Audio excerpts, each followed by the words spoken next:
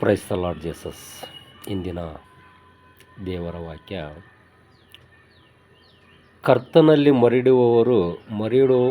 ಇಡುವವರಾದರೆ ಆತನು ಅವರ ಹತ್ತಿರದಲ್ಲಿಯೇ ಇದ್ದಾನೆ. ಕೀರ್ತನೆ 145ನೇ ಅಧ್ಯಾಯ 18ನೇ ವಾಕ್ಯ. ಜೀವನದಲ್ಲಿ ಕರ್ತನಲ್ಲಿ ನಾವು ಮೊರೆ ಇಡುವುದಾದರೆ ಕರ್ತನು ನಮ್ಮೊಂದಿಗೆ ಇದ್ದಾನೆ. ನಮ್ಮಲ್ಲಿ ಯಾವುದೇ ರೀತಿಯಾಗಿ ಕರ್ತನನ್ನು ಸ್ಮರಿಸಲು ಅವಕಾಶಗಳುಂಟು. ನಾವು ಯಾವುದೋ ಒಂದು ಚಿಕ್ಕ ಪ್ರಾರ್ಥನಾಲಯಕ್ಕೆ ಹೋಗಿ ಕರ್ತನ ವಾಕ್ಯಗಳನ್ನು ಕೇಳುತ್ತಿದ್ದರೂ ಸಹ ನಾವು ಕರ್ತನಲ್ಲಿ ಸೇರಿಕೊಳ್ಳುತ್ತೇವೆ, ಕರ್ತನಲ್ಲಿಯೇ ಇರುತ್ತೇವೆ. ಯಾವುದೇ ಒಂದು ದೊಡ್ಡ ಚರ್ಚ್ಗಳಲ್ಲಿ ಹೋಗಿ ನಾವು ಕರ್ತನ ವಾಕ್ಯಗಳನ್ನು ಕೇಳುತ್ತಿದ್ದರೂ ಸಹ ನಾವು ಕರ್ತನೊಂದಿಗೆ ಸೇರಿಕೊಳ್ಳುತ್ತೇವೆ. ಈಗ ಮೊದಲು ನಾವು ಫಿಲ್ಮ್ಗೆ ಹೋಗೋಕಾರ Gandhi class, second class, balcony ಅಂತ ಇತ್ತು. ಗಾಂಧಿ ಕ್ಲಾಸಲ್ಲಿ ಆದ್ರೆ ನಾವು ನೆಲದ ಮೇಲೆ ಕುಂತ್ಕೊಂತಿದ್ವಿ. ಸೆಕೆಂಡ್ ಕ್ಲಾಸ್ ಆದ್ರೆ ಚೇರುಗಳು, ಬಾಲ್ಕನಿ ಆದ್ರೆ ಇನ್ನೂ ಒಳ್ಳೆ ಸೀಟ್ಗಳು, ಆರಾಮ್ಸೆ ಚೇರುಗಳು. ಬಾಲ್ಕನಿಯಲ್ಲಿ ನಾವು ಮನಿಕೊಂಡು ಸಹ ಫಿಲ್ಮ್ ನೋಡ್ಬೋದು. ಸೆಕೆಂಡ್ ಕ್ಲಾಸಲ್ಲಿ ಕುಂತು ನೋಡ್ಬೇಕು. ಇನ್ನು ಗಾಂಧಿ ಕ್ಲಾಸಲ್ಲಿ ನೆಲದ ಮೇಲೆ ಕುಂತ್ಕೊಂಡು ನಾವು ಸಿನಿಮಾ ನೋಡ್ತಿದ್ವಿ. ಅದೇ ರೀತಿ ಇಲ್ಲಿ ಏನಾಗುತ್ತಪ್ಪ ಅಂದರೆ, ನಾವು ಕರ್ತನೊಂದಿಗೆ ಬೆರೆಯುವಾಗ ನಮ್ಮಲ್ಲಿ ಶಕ್ತಿಗನುಸಾರವಾಗಿ ನಮಗೆ ಹತ್ತಿರವಾದ, ನಮಗೆ ಯಾವ ಒಂದು ಪ್ರಾರ್ಥನಾಲಯ ಹತ್ತಿರವಾಗುತ್ತೆ ಆ ಪ್ರಾರ್ಥನಾಲಯವನ್ನು ಆಯ್ದುಕೊಂಡು ನಾವು ಪ್ರತಿ ವಾರ ಅಥವಾ ವಾರದಲ್ಲಿ 2 ದಿವಸ ಅಥವಾ ಶುಕ್ರವಾರ ಉಪವಾಸ ಪ್ರೇಯರ್ ಇರುತ್ತೆ. ವಾರದಲ್ಲಿ 2 ದಿವಸ ಆಗಲಿ 1 ದಿವಸ ಆಗಲಿ ನಾವು ಅಲ್ಲೇ ಹೋಗತಕ್ಕದ್ದು. ನಾವು ಇನ್ನೊಂದು, ನಾವು ಎಲ್ಲಿ ಹೋಗ್ತಾ ಇರ್ತಾವೋ ಅಲ್ಲೇ ಹೋದರೆ ನಮಗೆ ಒಂದು ಸುಗಮವಾದ ಸುಕ್ಷೇಮವಾದ ಮಾರ್ಗ ಸಿಗುತ್ತೆ ಅಂತ ನಾನು ಹೇಳಲಿಕ್ಕೆ ಇಷ್ಟಪಡ್ತೀನಿ. ಯಾಕಪ್ಪ ಅಂದರೆ, ಇವತ್ತೊಂದು ದಿವಸ ನಾವು ಈ ಚರ್ಚ್ ಹೋಗೋದು, ಮುಂದಿನ ವಾರ ಇನ್ನೊಂದು ಚರ್ಚ್ ಹೋಗೋದು, ಇನ್ನೊಂದು ವಾರ ಇನ್ನೊಂದು ಚರ್ಚ್ ಹೋಗೋದು, ಇನ್ನೊಂದು ವಾರ ಆನ್ಲೈನ್ ಕ್ಲಾಸ್ ಕೇಳೋದು, ಈ ಟೈಪ್ ಮಾಡ್ತಾ ಹೋದರೆ ಏನಾಗುತ್ತಪ್ಪ ಅಂದರೆ ಕನ್ಫ್ಯೂಸ್ ಆಗುತ್ತೆ. ಟ್ರೈನ್ ಹತ್ತಿಬಿಟ್ಟಿದ್ದೀವಿ. ಈಗ ನಾವು ಅದೇ ಹೇಳಿದ್ನಲ್ಲ, ಎಲ್ಲೇ ನಾವು ಕುಂತ್ಕೊಂಡು ನೋಡಿದ್ರೆ ಸಿನಿಮಾ ಒಂದೇ ಆಗಿರುತ್ತೆ. ಹೀರೋ ಹೀರೋಯಿನ್ ಬೇರೆ ಇರೋಲ್ಲ, ಸಿನಿಮಾದಲ್ಲಿ ಬರ್ತಕ್ಕಂಥವ್ರು ಬೇರೆ ಇರೋಲ್ಲ. ಬಾಲ್ಕನಿ ಕುಂತ್ಕೊಂಡ್ರೆ ಒಂದೇ ಸಿನಿಮಾನೇ, ಮಿಡ್ಲ್ ಕ್ಲಾಸಲ್ಲಿ ಕುಂತ್ಕೊಂಡ್ರೆ ಒಂದೇ ಸಿನಿಮಾನೇ, ಗಾಂಧಿ ಸಿಟಿಯಲ್ಲಿ ಕುಂತ್ಕೊಂಡ್ರು ಒಂದೇ ಸಿನಿಮಾನೇ. ಒಟ್ಟು ನಾವು ಪ್ರಾರ್ಥನಾಲಯಕ್ಕೂ ಹೋಗುವುದರಲ್ಲಿ ಡಿಫ್ರೆನ್ಸ್. ಪ್ರಾರ್ಥನಾಲಯಗಳು ಚೇಂಜ್ ಆಗ್ಬೋದು, ಸಿನಿಮಾ ಮಾತ್ರ ಚೇಂಜ್ ಆಗೋಲ್ಲ. ಸಿನಿಮಾ ಮಾತ್ರ ಸೇಮ್ ಇರುತ್ತೆ. ಅದೇ ರೀತಿ ನಾವು ಗಾಂಧಿ ಕ್ಲಾಸಿಗೆ ಹೋಗ್ತಾಯಿದ್ರೆ ಗಾಂಧಿ ಕ್ಲಾಸೇ, ನಾವು ಹತ್ತಿರವಾಗಿರ್ತಕ್ಕಂಥ ಪ್ರಾರ್ಥನಾಲಯ ಒಂದು ಚಿಕ್ಕದಾಗಿರುತ್ತೆ, ಅಲ್ಲಿ ಹೋಗ್ತಾಯಿದ್ರೆ ಅದನ್ನೇ ನಾವು ಕಂಟಿನ್ಯೂ ಮಾಡೋದ್ರಿಂದ ನಮಗೆ ಒಳ್ಳೆಯದಾಗುತ್ತೆ. ಯಾಕಪ್ಪ ಅಂದರೆ, ನಮ್ಮಲ್ಲಿ ಏನಾಗುತ್ತಪ್ಪ ಅಂದರೆ, ಈಗ ನಾವು ಈ ಒಂದು ಪ್ರೇಯರ್ನಲ್ಲಿ ಭಾಗವಹಿಸುವಾಗ ನಮಗೆ ನಮಗೆ ಅರ್ಥವಾಗುವ ರೀತಿಯಲ್ಲಿ ಪ್ರಾರ್ಥನೆಗಳು ನಡೆಯುತ್ತವೆ. ಅಲ್ಲಿ ನಾವು ಹೋದರೆ ನಮಗೆ ಅನುಕೂಲವಾಗುತ್ತೆ. ಅವರು ಹೇಳ್ತಕ್ಕಂಥ ವಾಕ್ಯಗಳು, ಈಗ ಅವ್ರು ಏನು ಹೇಳ್ತಕ್ಕಂಥ ವಾಕ್ಯಗಳ ಅರ್ಥವನ್ನು ನಾವು ತಿಳಿದುಕೊಂಡರೆ ನಾವು ಧನ್ಯವಂತರು.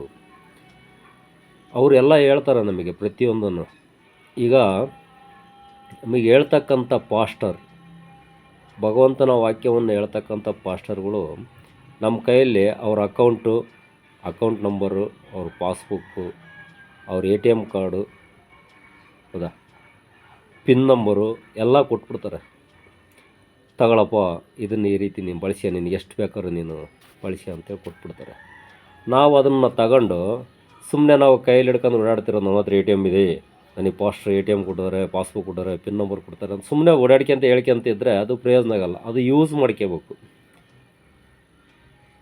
ಎಲ್ಲ ಕೊಟ್ಟಿರ್ತಾರೆ, ನಾವು ಯೂಸ್ ಮಾಡ್ಕೊಳ್ಳೋದ್ರಲ್ಲಿ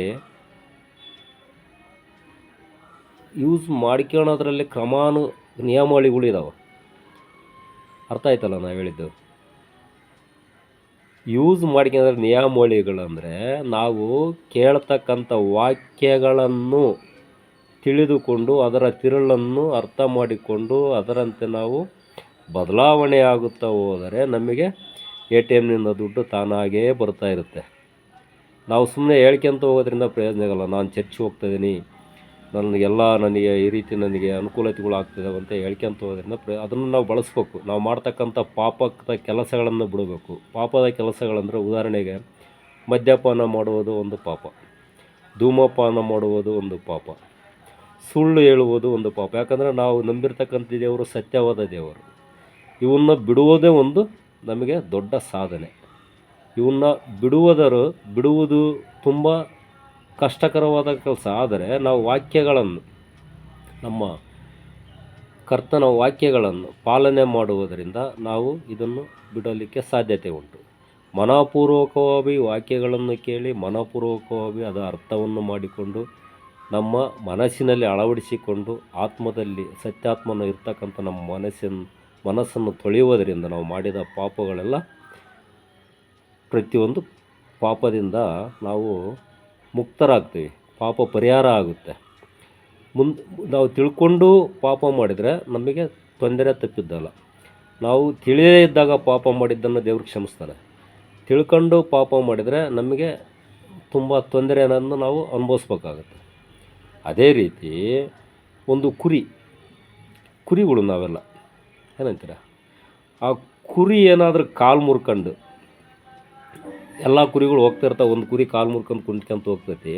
ನಾವೇನಾದರೂ ಅಥವಾ ಇರ್ತಕ್ಕಂಥ ಜನ ಏನಾದರೂ ನೋಡಿಬಿಟ್ಟು ಕುರಿ ಬಾಯ್ಲಿ ಏನು ಕಾಲು ಮುರ್ಕೊಂಬಿಟ್ಟಿದ್ದೀನಿ ನೀನು ಅಂತ ನಾವೇನಾದ್ರು ಕುರಿ ಕೇಳ್ತಾವ? ಇಲ್ಲ. ಯಾರನ್ನ ಕೇಳ್ತೇವೆ?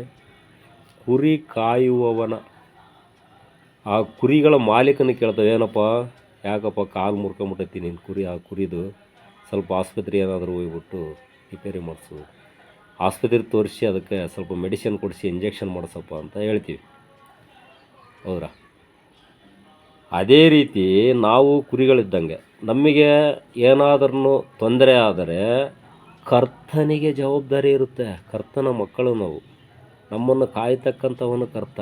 ನಮಗೇನಾದರೂ ತೊಂದರೆ ಆದರೆ ಕರ್ತನಿಗೆ ಅವಮರ್ಯಾದೆ ಆಗುತ್ತೆ. ಆ ಕಾರಣದಿಂದ ಕರ್ತನ ಯಾವಾಗಲೂ ನಮ್ಮನ್ನು ರಕ್ಷಣೆ ಮಾಡ್ತಾನೆ. ಆ ರಕ್ಷಣೆಯ ಒಂದು ಕರ್ತನ ನೆರಳಲ್ಲಿ ನಾವು ನಡೆಯುತ್ತಿದ್ದರೆ, ಸತ್ಯದಿಂದ ನಡೆಯುತ್ತಿದ್ದರೆ ನಮಗೆ ಯಾವುದೇ ರೀತಿ ಕೇಡು ಬರುವುದಿಲ್ಲ. ನಾವು ಮಾಡ್ತಕ್ಕಂಥ ಕೆಲಸದ ಮೇಲೆ ನಮ್ಮ ಪ್ರೀತಿಯನ್ನಿಟ್ಟು ನಾವು ಕೆಲಸ ಮಾಡುತ್ತಿದ್ದರೆ ಆ ಕೆಲಸದಲ್ಲಿ ಕರ್ತ ನಮಗೆ ಕೊಡುತ್ತಾನೆ. ನಾವು ಯಾವುದೇ ರೀತಿ ತೊಂದರೆ ಇಲ್ಲದ ಹಾಗೆ ನಮ್ಮ ಜೀವನವನ್ನು, ನಮ್ಮ ಕುಟುಂಬವನ್ನು ನಡೆಸಿಕೊಂಡು ಹೋಗುವುದು ತುಂಬ ಸರಳವಾಗುತ್ತೆ.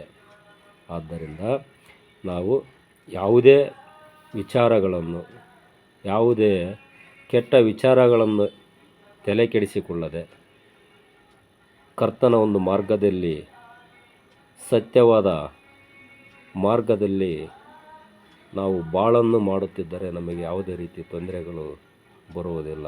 ಅದಕ್ಕೆ ಹೇಳಿರೋದು, ಕರ್ತನಲ್ಲಿ ಮೊರೆ ಇಡುವುದಾದರೆ, ಇಟ್ಟಿದ್ದೇ ಆದರೆ ನಮ್ಮೊಂದಿಗೆ ಆತನು ಯಾವಾಗಲೂ ಇರುತ್ತಾನೆ. ಕರ್ತನಲ್ಲಿ ನಾವು ಯಾವಾಗಲೂ ಮೊರೆ ಇಡಬೇಕು. ಅವನು ಯಾವಾಗಲೂ ತನ್ನ ರೆಕ್ಕೆಗಳಲ್ಲಿ ನಮ್ಮನ್ನು ಕಾಪಾಡುತ್ತಾನೆ. ನಮಗೆ ಯಾವುದೇ ರೀತಿಯ ಸಮಸ್ಯೆಗಳು ಬಂದರೂ ಅವು ಸರಳವಾಗಿ ಪರಿಹಾರವಾಗುತ್ತವೆ. ಯಾವುದೇ ರೀತಿ ನಮಗೆ ತೊಂದರೆಗಳು ಉಂಟಾಗದೇ ರೀತಿ ಕರ್ತ ನಮಗೆ ಒಳ್ಳೆಯ ದಾರಿಯನ್ನು ತೋರಿಸುತ್ತಾನೆ. ನಮಗೆ ಯಾವ ಒಂದು ಸಮಸ್ಯೆ, ಒಂದು ಹಣಕಾಸಿನ ಸಮಸ್ಯೆ ಆಗಲಿ, ಸಂಸಾರದಲ್ಲಿ ಯಾವುದೇ ಒಂದು ತೊಂದರೆ ಆಗಲಿ ಇದ್ದರೆ ಅದು ನಮಗೆ ಗೊತ್ತಾಗದೇ ರೀತಿಯಲ್ಲಿ ಪರಿಹಾರವಾಗುತ್ತೆ. ಅದೇ ರೀತಿ ನಾವು ನಮ್ಮ ಒಂದು ಮನಸ್ಸನ್ನು ನಾವು ಹಿಡಿತದಲ್ಲಿಟ್ಟುಕೊಂಡು ಕರ್ತನ ವಾಕ್ಯಗಳನ್ನು ಓದುತ್ತಾ, ಕರ್ತನ ವಾಕ್ಯಗಳನ್ನು ಕೇಳುತ್ತಾ, ಆ ವಾಕ್ಯಗಳನ್ನು ಪಾಲನೆ ಮಾಡುವುದರಿಂದ ನಮಗೆ ಯಾವುದೇ ರೀತಿಯ ಕಷ್ಟಗಳು ಸಂಭವಿಸುವುದಿಲ್ಲ. ಆಮೀನ್. ಹಲ್ಲೆಲೂಯಾ.